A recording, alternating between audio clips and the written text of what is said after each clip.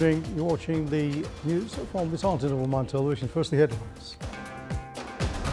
The Ministry of Agriculture, Fisheries and Water Resources signed an investment agreement to establish a fish collection centre in Ras Madraka in Wilayah of Duqm. And the Ministry of Health announces 6 COVID-19 fatalities and 1,454 new cases of COVID-19 in the Sultan.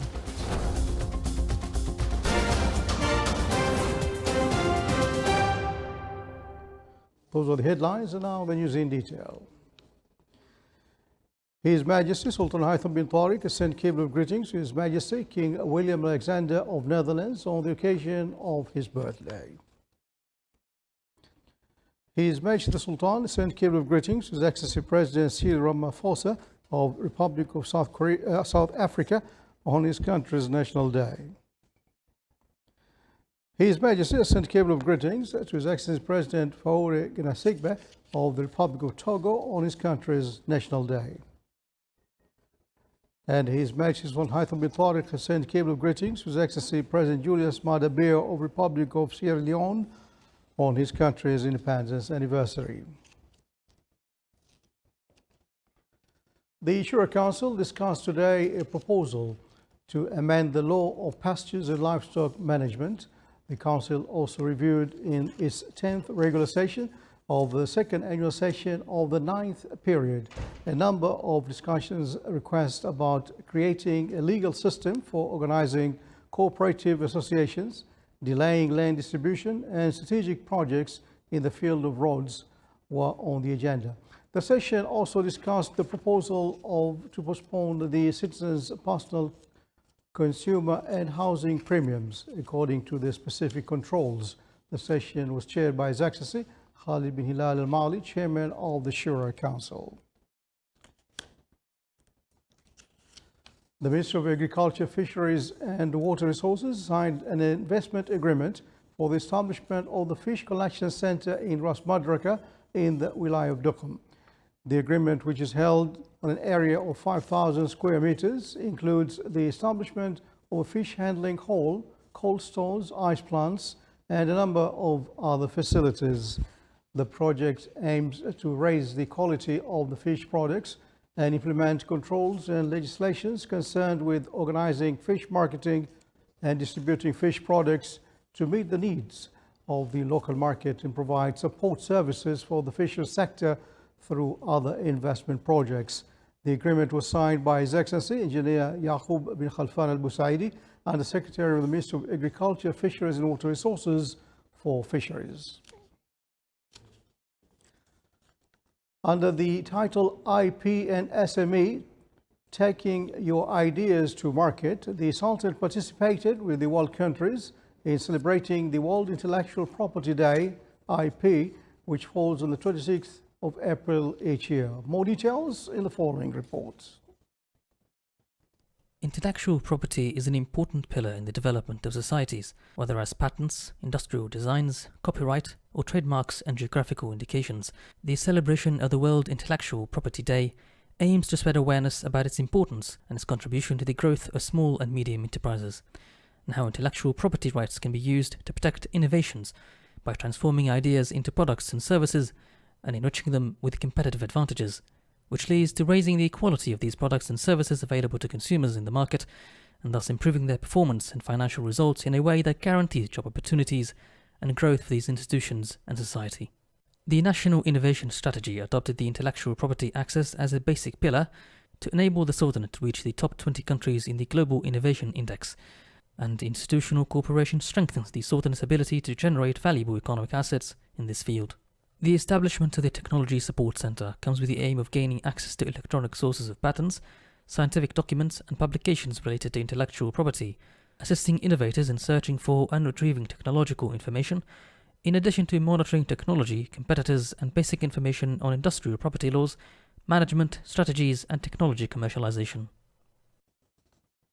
The Ministry of Health announced that 1,454 new cases of COVID-19 have been registered in the Sultanate today, bringing the total number to 190,270 cases.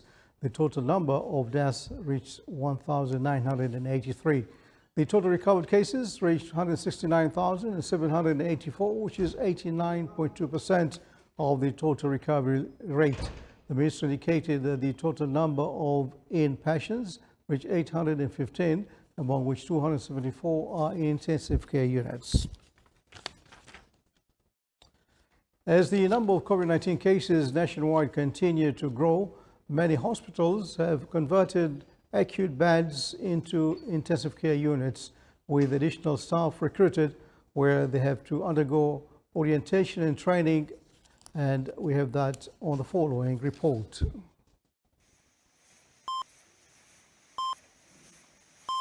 As the number of COVID-19 cases nationwide continues to grow, many hospitals have converted their acute care beds into intensive care units. However, this plan has forced the concerned body to recruit additional staff who will have to undergo intensive orientation program and on-job training to meet the demand of specialty care and other related areas. Training and skills development comprises a broad range of clinical activities, including formal and informal training. I am an assistant pharmacist. I have just joined Ibri Hospital. After completing my studies some time ago, I am well prepared to be part of the front-line staff fighting COVID-19. May God help us all. The importance of training is stressed to meet those competencies and skills that are required in caring for the specialty care units and related areas. First of all, I'm happy to join Ibri Hospital, and this orientation program conducted for a new staff is so helpful. That meets the specific needs for the section that posted for. Converting these units with additional number of staff together with good orientation program and on-job training have indeed assisted in meeting the necessary need for patient care. Training is highly essential for the members of the staff who deliver services in the healthcare institutions. It is because, in a way, they are directly involved in the process of preserving the life and health of the people that they offer their services to on a day-to-day basis. Abdullah bin Ahmed al-Rubi'i, Sultanate of Oman Television, Muscat. The Oman Brunei Investment Company, in partnership with Al Afia Health Development and Investment Company, announced that the trial operation of Oman International Hospital will take place on the 2nd of next May. The hospital has 3 floors consisting of 4 main centers: the Mother and Child Center, Eye Care Center, Heart Care Center, Orthopedic and Spine Center, in addition to a group of specialized centers and laboratories.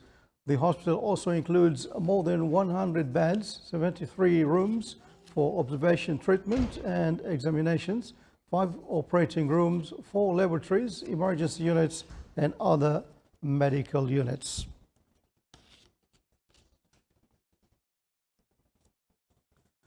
The Ministry of Endowments and Religious Affairs launched an endowment for children with disabilities to ensure involving them effectively in the community and providing legal framework for the services provided to them. More details in the following report. Aiming to support the socio-economic development needs of children with disabilities, the Ministry of Endowments and Religious Affairs launched an endowment dedicated to children with disabilities. Waqf is an important institution in the social religious framework. Therefore, we encourage all people to donate in all means for this Waqf, which is especially established for the children with disabilities in Oman. The launch of this endowment comes within the efforts exerted to enable children with disabilities to overcome challenges and help them attain prosperity in various fields. I'm so proud to launch the endowment for children with disabilities. I encourage everyone to donate for this endowment. It will be helping them for rehabilitation and the services that we give them. The endowment will secure providing quality services that meet the necessity of children with disabilities. It will also ensure the sustainability of providing them with the fundamental services. A little goes a long way. Donating to this endowment will empower children with disabilities and promote their role in the society. صالح بخلفان الرحبي, Sultanate of Oman Television, Muscat. The Admission Center at the Ministry of Higher Education, Scientific Research and Innovation issued an electronic guide for admission to higher educational institutions for academic year 2021-2022 for the students of the General Education Diploma and its equivalent for the 2020-2021 academic year. The issuance of the student guide comes in preparation for registration and application for higher education institutions and external and internal scholarships from the 1st of May until the 1st of July 2021. The center allows students to register their names in the system before the results of the General Education Diploma are announced for choosing the appropriate study program. To the Common News Bulletin. Australian cricketer Pat Cummins donates to India's COVID-19 relief fund.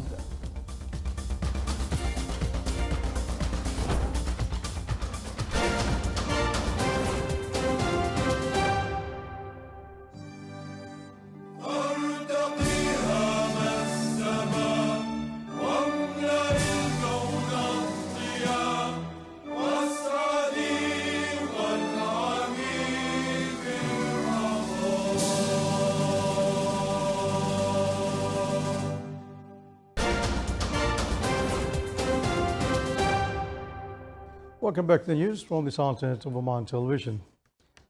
Iraqi Foreign Minister Fuad Hussein today held a meeting with his Iranian counterpart, Mohammad Javad Zarif, after the latter's arrival in Baghdad. According to a statement by the Iraqi Minister of Foreign Affairs, the two officials discussed relations between the two countries and regional developments. Zarif was also expected to meet Iraq's president, the parliament speaker, and the Prime Minister later in the day. With life-saving oxygen in short supply, families are being left on their own to ferry people sick with COVID-19 from hospital to hospital in search for treatment as India is engulfed in a devastating surge of infections. Cars carrying sick people and their desperate relatives lined up for oxygen canisters are being provided by Sikh Temple in East Delhi, too often the efforts end in mourning. Meanwhile, the family of a very sick young man wept in the street as they gave him oxygen in the back of a car and watched as he weakened. His brother gave him chest compressions. They have been trying to get him into hospital for 8 days. Health officials are scrambling to expand critical care units and stock up on dwindling supplies of oxygen. Hospitals and patients alike are struggling to procure scarce medical equipment that's being sold on black market at an exponential price.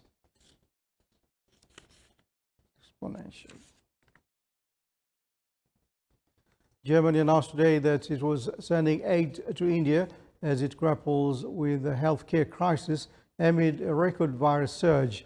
Germany's health ministry said in a press conference that it was sending ventilators, monoclonal antibodies, and drug remdesivir, as well as surgical and N95 protective masks. For the fourth straight day, India yesterday set a global daily record of a new coronavirus infections sparked by an insidious new variant that emerged there.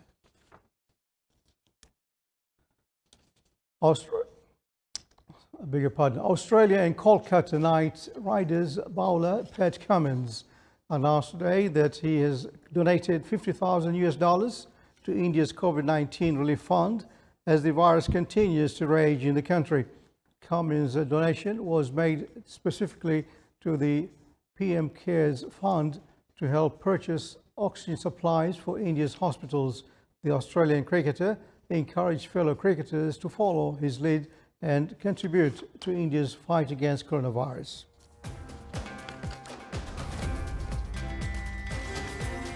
This is the Sultanate of Oman Television. Before tonight's bulletin, here are the main points once again. The Ministry of Agriculture, Fisheries and Water Resources signed an investment agreement to establish a fish collection center in Ras Madraka in the Wilaya of Duqm. And the Ministry of Health announces 6 COVID-19 fatalities and 1,454 new cases in the Salters. And from all of us here in the newsroom and the studios, it's good night and stay safe.